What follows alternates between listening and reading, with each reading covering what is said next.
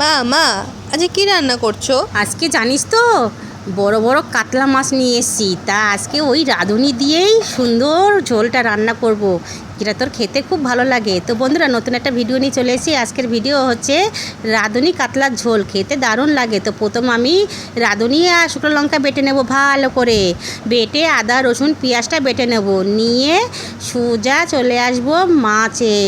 তো মাছটা আমি ভালো করে তেলটা হিট করে নিয়েছি, ফ্রাই করে নেব।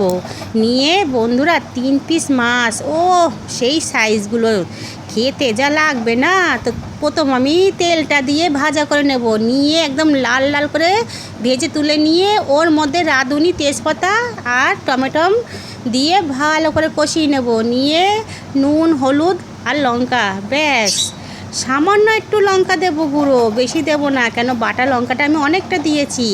তারপর ঢেকে দেব, দিয়ে নামিয়ে নেব। তো দেখুন বন্ধুরা, কালারটা কি সুন্দর হয়েছে, তো খেতে যা লাগে। খেয়ে মেয়ে বলছে কেমন হয়েছে বন্ধুরা। তো দেখুন থালিতে চলে এসেছি। তো ভাতটাও মেয়ে মাখিয়ে নিয়েছে, তো মাছটাও নিয়ে নিচে ছিঁড়ে। তো দেখুন কি বলে, খেতে হয়েছে দারুণ।